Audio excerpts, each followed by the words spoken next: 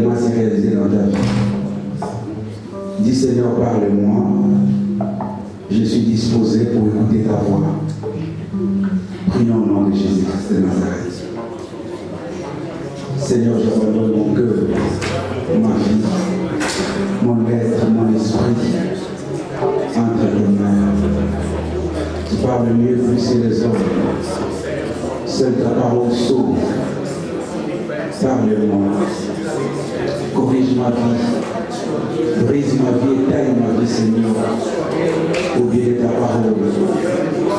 Dans le nom de Christ Jésus. La Bible dit, dans l'air de détresse, tu envoies ta parole. Et ta parole guide. Oui. Agis au travers de ta parole. Et fais en sorte que ton peuple soit rassasié. Dans le nom de Jésus-Christ de Nazareth, nous te prions ici. Et nous disons gloire et louange à toi, Seigneur Jésus-Christ. Amen. Prenons place, s'il vous plaît.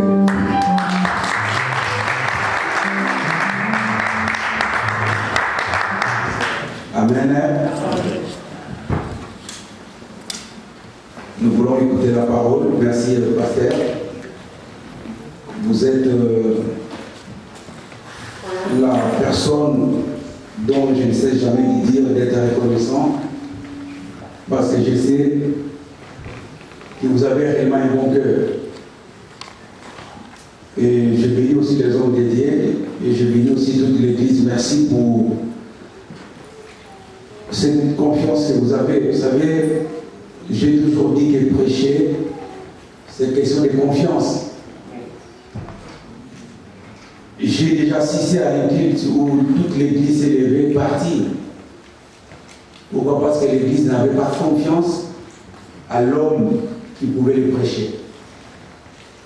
J'ai dit au pasteur, vous avez eu tort parce que l'église détestait cet homme, il ne fallait pas le faire passer.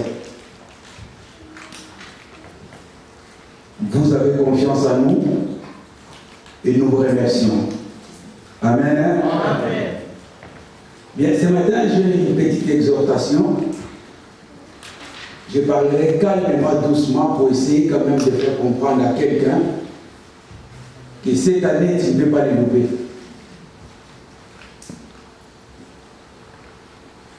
Vous savez, à un certain âge, à un certain moment, où les choses, où les difficultés arrivent à la lie, on se révolte. Et quand on se révolte, on prend une position qui peut te permettre à ne plus revenir à la même situation. Lorsque le pasteur a annoncé que cette année, c'est une année sabbatique, vous savez, au fond de moi, je me suis dit, la stérile enfantera 7 fois. Celui qui est accro à prendre le médicament va arrêter de prendre le médicament.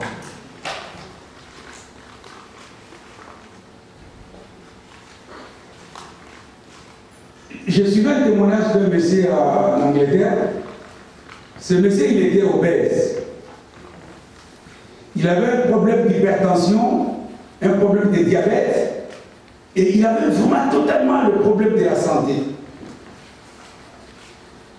Au bout d'un certain moment, il se révolte lui-même, il dit non. Parce que le médecin lui a dit que tu vas prendre les médicaments toute ta vie jusqu'à sa mort, jusqu'à ta mort.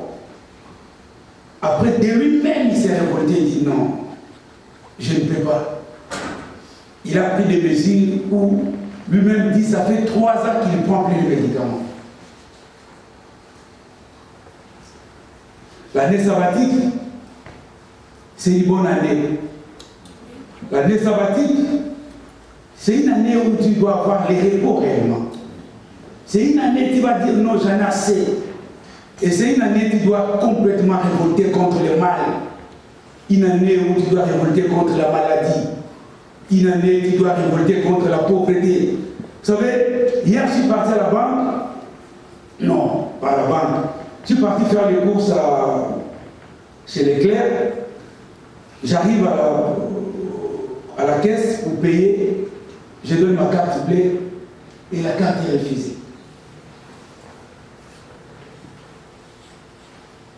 Je me suis dit, mais non.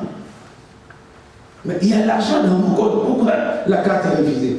Je suis parti vite à la banque pour consulter le compte. Oui, effectivement, il n'y avait rien. Oh. Mais je travaille. Je gagne aussi, quelque part, je peux dire, un beau salaire. Je me suis dit, non, cette année sabbatique, c'est une année où même les comptes doivent avoir les disciplines, mais bien les mettre dans le Seigneur. Là, ce matin, je vous ai apporté une très belle parole. Nous allons comprendre ce qui s'est passé même dans la Bible. Et chacun de nous va prendre une position pour acheminer cette année sabbatique.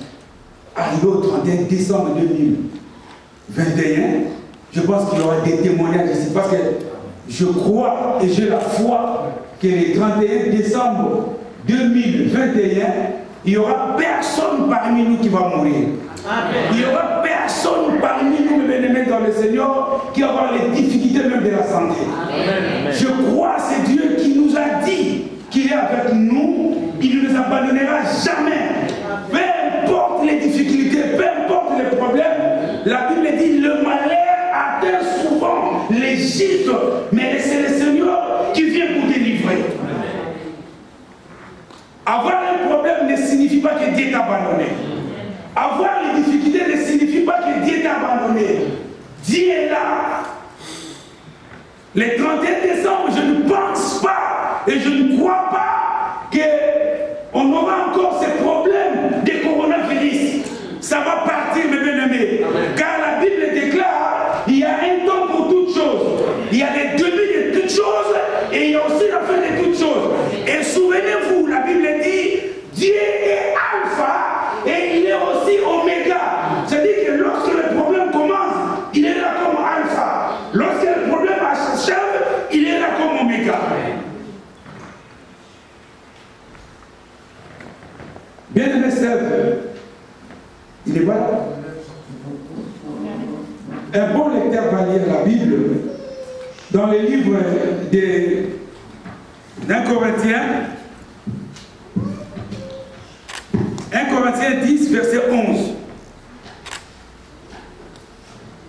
1 Corinthiens 10, verset 11. Ça vient. 1 Corinthiens chapitre 10, verset 11. Je lis au nom de Jésus. Amen. Tous ces faits leur sont arrivés pour servir d'exemple. Et ils ont été écrits pour notre instruction.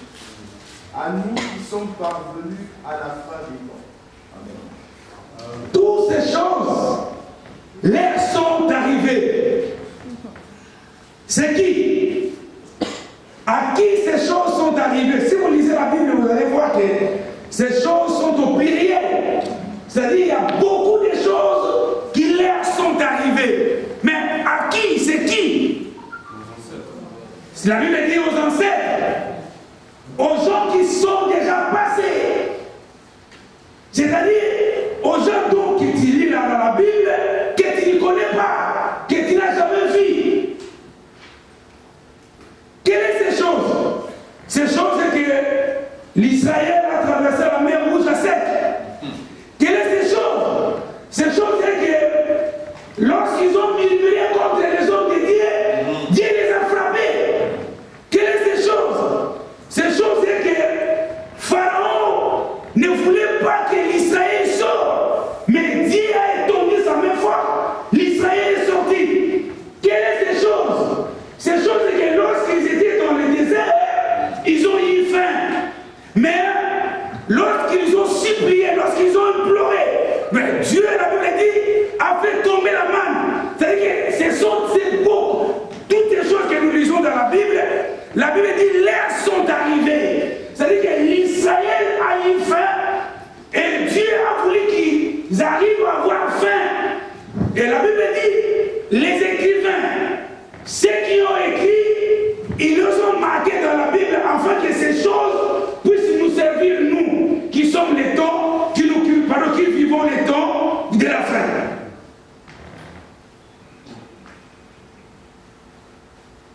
Donc, moi, Zozo, lorsque tu dois comprendre que lorsque Myriam a eu des difficultés, lorsque Marie a eu des difficultés, lorsque Anne a eu des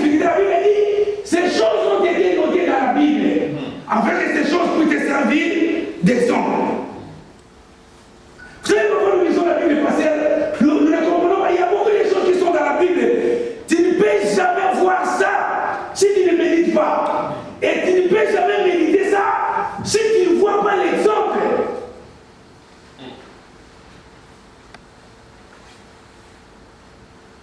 J'étais à la maison, je me suis dit, bon, donc, comme l'Israël manquait dans les déserts, de quoi manger, de quoi boire, donc Dieu aussi m'a dit que non, Célestin, un jour tu peux manquer. Mais quand il manque, ne pleure pas. Comme la manne est tombée, moi aussi Dieu, je suis capable de faire tomber la manne. Or, selon l'année sabbatique, ou selon la loi sabbatique, il y a des choses qui s'est passées. Celui qui est esclave était libéré. L'année sabbatique, lis bien la Bible et tu vas voir ce qui s'est passé. C'est que j'ai compris que toutes ces choses là sont arrivées et Dieu a permis que ces choses soient marquées dans la Bible pour te servir d'exemple.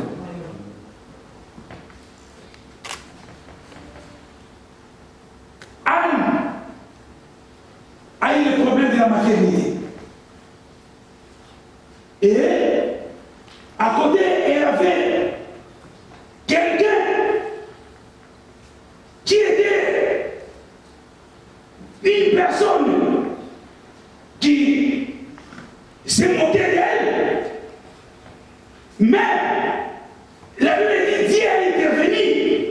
Anne a eu l'enfant dont la Bible dit qui servait Dieu. Donc, je vais dire à quelqu'un, je vais dire à une personne qui a des problèmes de la maternité. Mais la Bible dit, est-ce que c'est important d'écrire le nom de Anne? Parce que là, on parle de la parole de Dieu. Mais pourquoi ils ont parlé de l'histoire de Anne? La Bible dit dans le livre des Corinthiens, cela a été écrit pour que nous qui vivons les temps de la fin puissions nous servir d'exemple. Et aujourd'hui, mes bien-aimés, j'ai un exemple qu'on va suivre encore dans la Bible qui va te servir encore pour essayer de voir comment tu peux marcher tout au long de cette année sabbatique. Vous savez, pasteur, depuis que vous avez annoncé que cette année sabbatique, je vous dis, il y a beaucoup de choses, quand je regarde, je dis ça, il y aura la solution. Quand je regarde, je dis ça va s'accomplir. Pourquoi? C'est l'année sabbatique où je dois être libre, où je dois avoir la liberté totale de ma vie chrétienne. Je ne parle pas de la liberté totale de la cigarette ou bien de l'alcool, mais la liberté totale de la vie chrétienne. Mais la vie chrétienne, évangile plaît, c'est une vie. Amen. Ce n'est pas un slogan, mais la vie chrétienne, mais dans le Seigneur, c'est la réalité. Lorsque nous ne vivons pas la vie chrétienne, à quoi sert de venir ici, mais dans le Seigneur?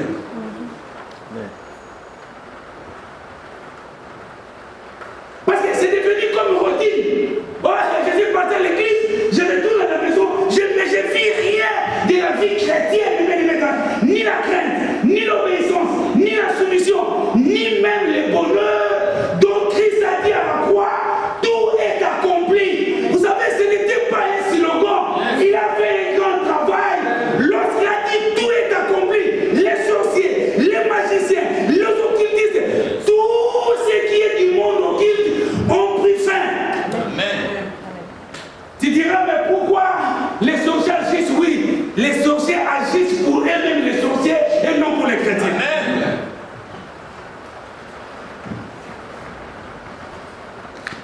Vous savez, lorsqu'un enfant de Dieu, un sorcier vient le toucher et lui faire du mal, mon frère, revois encore ta vie chrétienne.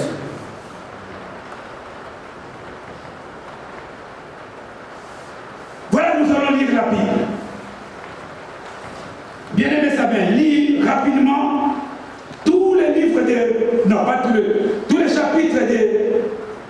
Je vais te dire là où tu vas arrêter. De Jean 11.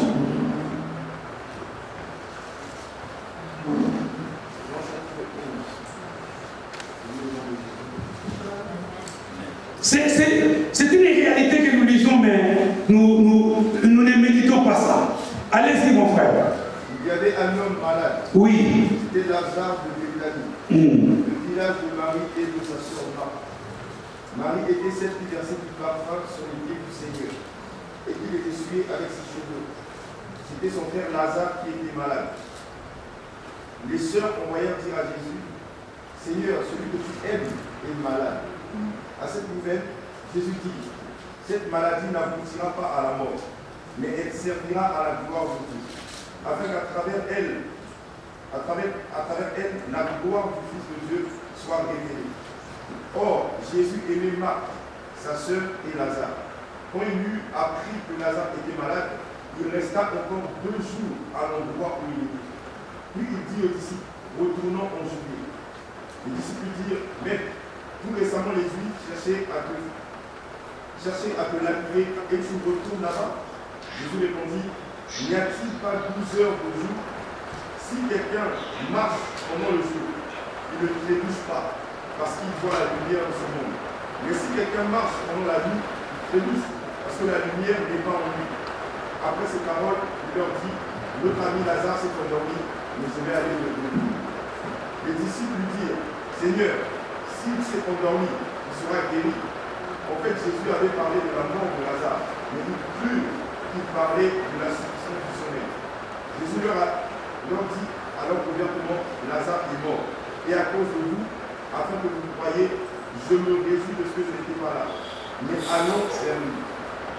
Là-dessus, Thomas, appelé Didyme, dit aux autres disciples, allons-y, nous aussi, afin de mourir avec lui. À son arrivée, Jésus trouva que Lazare était debout 4 jours devant le tombeau. Béthanie était près de Jérusalem, à moins de 3 kilomètres. Et beaucoup de Juifs étaient venus chez Marthe et Marie pour les consoler de la mort de leur père. Lorsque Marthe apprit que Jésus arrivait, elle alla à sa rencontre, tandis que Marie restait assise à la maison. Marthe dit à Jésus, Seigneur, si tu avais été ici, mon frère ne serait pas mort. Cependant, même maintenant, je sais que tout ce que tu demanderas à Dieu, Dieu te l'accordera. Jésus lui dit, ton frère ressuscitera. Je sais, lui répondit Marthe, il ressuscitera lors de la résurrection le dernier jour. Jésus lui dit, c'est moi qui suis la résurrection et la vie. Celui qui croit en moi vivra, même s'il meurt, et toute personne qui vit et croit en moi ne mourra jamais. Crois-tu cela? Elle lui dit, oui Seigneur, je crois que tu es le Messie, le Fils de Dieu, qui devait venir dans le monde. Après avoir dit cela, elle alla appeler secrètement sa sœur Marie en lui disant, le maître est ici et te demande. À ces mots, Marie se leva sans attendre et alla vers lui. Jésus n'était pas encore entré dans le village, mais il était à l'endroit où Marthe l'avait rencontré. Les Juifs qui étaient là avec Marie dans la maison et qui consolaient la vire se lever soudain et sortir. Il la suivit en disant, elle va au tombeau pour y pleurer.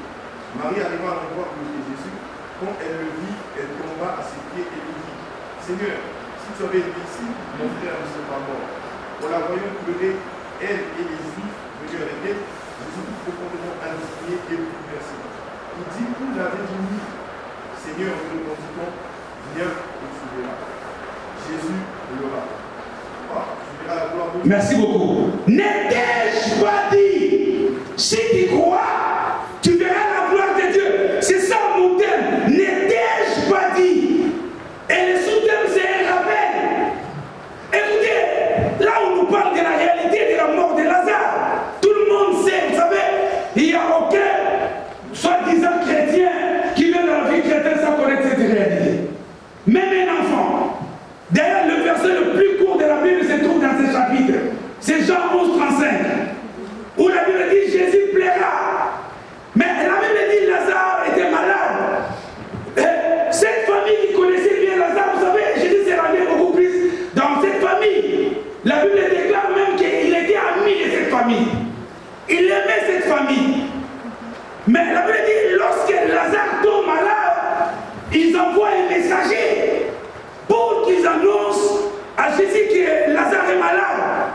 Parce que cette famille savait de quoi Jésus était capable. Mais bien aimé, il n'y a aucune autre personne dans ce monde qui est capable de sauver, de guérir et de faire du bien dans ta vie. Il n'y a que Dieu, le Dieu Tout-Puissant.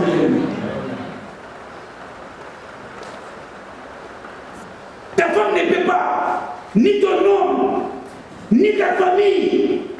L'amour des hommes se limite dans le monde. Mais l'amour de Dieu va jusqu'à même au tombeau, jusqu'à l'éternité. Les jours où tu partiras seul. Si c'est toi qui pars avant ton mari laissera, attention, il peut même se remarier.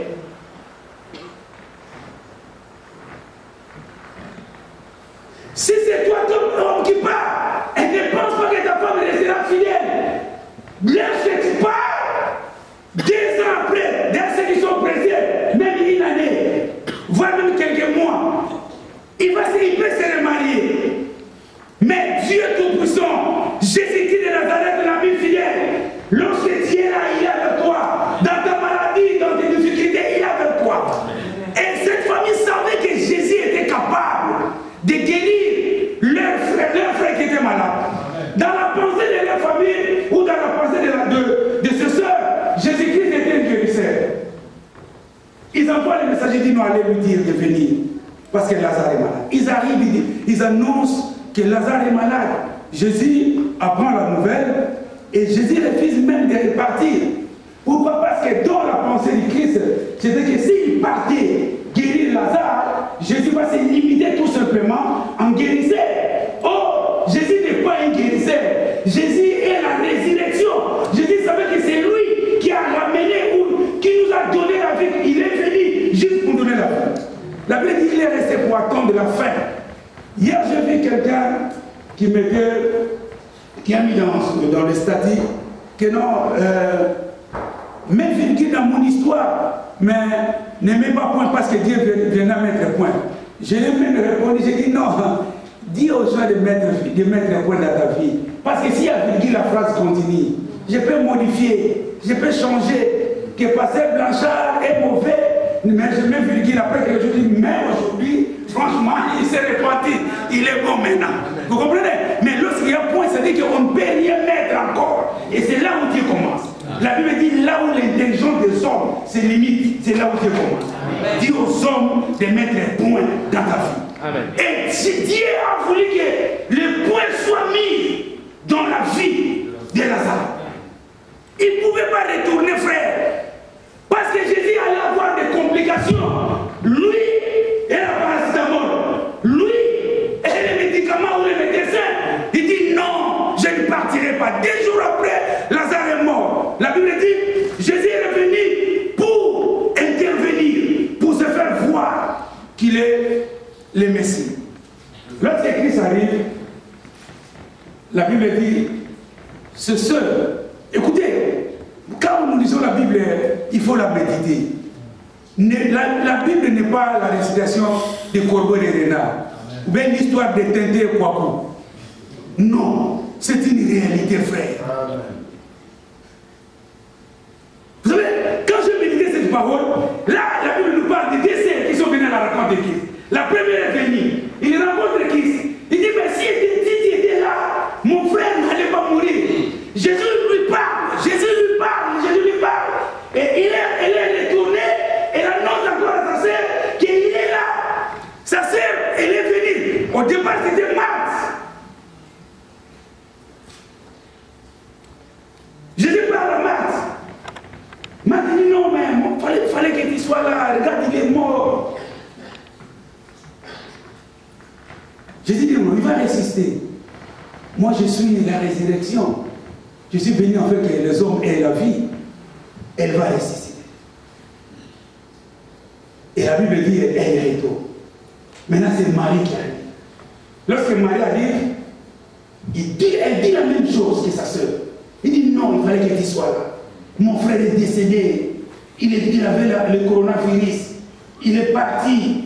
Il fallait que tu sois là. Parce que tu es un guérisseur. J'ai dit, mais moi je suis la résurrection. Vous savez, Jésus les a dit, je suis la résurrection et la vie. Marie, attends, c'est là. Donc les 2 sœurs, ils étaient au courant de ce qui était Jésus. C'est-à-dire que ces 2 sœurs connaissaient bien Jésus. Ils se sont disputés. Ils disent, mais pourquoi moi je travaille, au lieu d'envoyer ma sœur de m'aider pour te faire manger, Jésus dit non, elle a choisi la bonne part. C'est-à-dire qu'elles n'étaient pas des étrangers à la parole de Dieu. Elles n'étaient pas des étrangères, mes bien-aimés.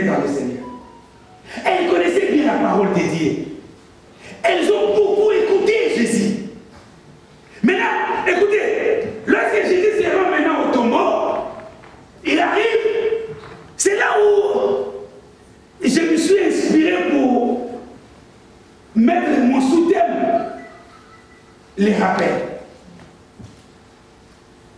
Les rappels, c'est quoi? C'est une action de faire revenir quelqu'un. Une action de rappeler à l'esprit. Ou c'est un avertissement. La Bible dit, dans le verset 40, dans le verset 39, Jésus dit, enlève la pierre. Là, ils sont déjà au tombeau. Pour faire quoi? Pour ressusciter Lazare. Jésus leur donne l'ordre. Il dit, enlevez maintenant la pierre. Maintenant, écoutez la sœur. Il dit, Seigneur, ils sont déjà, ils sont. Ça fait 4 jours qu'il est sous la tour, sous le tombeau. Ça fait 4 jours qu'il est sous la terre. Ils sont mauvais. Parce que selon la nature, 4 jours, franchement, c'est pas comme aujourd'hui, hein, qu'il y a des produits qu'on peut conserver le corps. Mais là, mais bien aimé dans le Seigneur, la personne était déjà décomposée. Sa sœur dit non. Ils sont. Et c'est là où Jésus dit Marie. Marthe. Ça c'était de Marthe, pardon. Il dit, Jésus lui dit, ne t'ai-je pas dit, si tu crois, tu verras la gloire de Dieu. Or, lorsqu'ils ont annoncé que Lazare était malade, Jésus a dit à ses disciples que cette maladie, ça ne sera pas pour la mort, mais ça sera pour la gloire de Dieu. Lorsque Jésus arrive, il leur a déjà dit que votre frère va ressusciter. Et il sera en vie aujourd'hui. Il va ressusciter. Mais lorsqu'il arrive, en fait, que la gloire de Dieu se manifeste dans la vie de Lazare, ça sert dit non. Ils sont mauvais parce que ça fait 4 jours. Et Jésus leur dit, Jésus dit à sa sœur, ne t'ai-je pas dit? C'est ce qu'aujourd'hui Dieu te dit. Ne t'ai-je pas dit? Vous savez, s'il y a des gens qui sont incrédules au monde, moi je dirais que ce n'est pas les païens, c'est nous les chrétiens. Vous savez pourquoi? Parce que parfois il y a des choses qui nous arrivent. On nous a déjà parlé de ça. On nous a déjà parlé. C'est-à-dire que, parce qu'un païen, il n'a jamais écouté cette parole. Un païen, il n'a jamais été exhorté. Mais nous écoutons la parole. Vous savez, combien de prédications on a déjà écoutées depuis cette année-là, à commencer, depuis les premiers janvier jusqu'à aujourd'hui? Combien de prédications, combien de versets bibliques qu'on nous a déjà prêchés? Mais regarde face à ton histoire, face à ton problème, là où tu es, même cette nuit, tu n'as pas dormi. Yomo, il y a une place aux alliés. Tu sais comment tu souffres moralement. Or, tout problème qui nous arrive, nous devons comprendre une chose. Avant que les problèmes arrivent, Dieu a déjà prévu la solution. Oui, il n'y a aucun problème qui peut nous arriver sans que la solution soit. Amen. Là, il fallait que Dieu, Christ rappelle à Marc. Il dit, mais ne t'ai-je pas dit que si tu crois, tu verras la gloire de Dieu? Les rappels. Aujourd'hui, Dieu veut te rappeler. Pourquoi? Parce que j'ai mis votre message. Et je vais vous encore continuer sur le nom de Christ. Vous savez, il y a beaucoup de personnes qui rentrent. Tu vois, moi je me demande est-ce que ça. Voilà.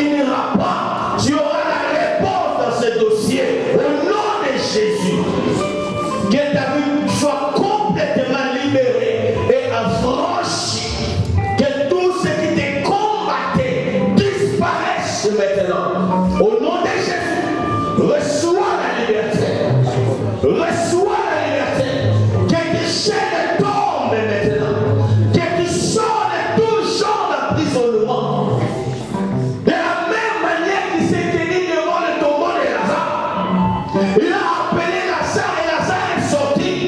Je t'appelle maintenant et tu attends ma voix. Sors de cette situation. Sors de cette mort. Sors de cette prison. Au nom de Jésus. Au nom de Jésus. Élève ta voix, commence à rendre grâce à Dieu pour le miracle qu'il a accompli dans votre vie. Alléluia. Dieu, Seigneur, merci parce que ma situation a changé. Seigneur, merci parce que ce problème a été résolu. Seigneur, merci parce que je suis guéri. Tu avais mal quelque part.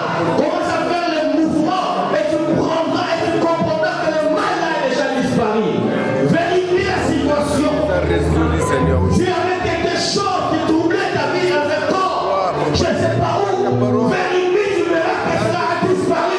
Tous ceux qui les craignent, Père de gloire, et les arras sont en danger, Père. Merci. Il a dit, si tu crois, tu verras la gloire de Dieu. Seigneur, je crois. Le mal de dos est parti. Au nom de Jésus, Père de gloire. Merci. Le monde de tête est parti. Merci, Seigneur Jésus, je crois. Oh, les myomes sont disparus. Celui qui croit, c'est Oh, les kystes sont disparus. le pouvoir de devenir enfant de Dieu, Père de gloire. Merci, Seigneur. Merci. Merci, Père de gloire. Merci, merci, Père de gloire. Au nom de Jésus. Ainsi nous avons prié. Merci, Seigneur. Et nous disons tous Amen. Amen. Est-ce qu'on peut acclamer le Seigneur de gloire? Est-ce qu'on peut acclamer Jésus? Est-ce que quelqu'un peut bouger, peut sauter? Oh, gloire à Dieu! Gloire à Dieu! Gloire à Dieu!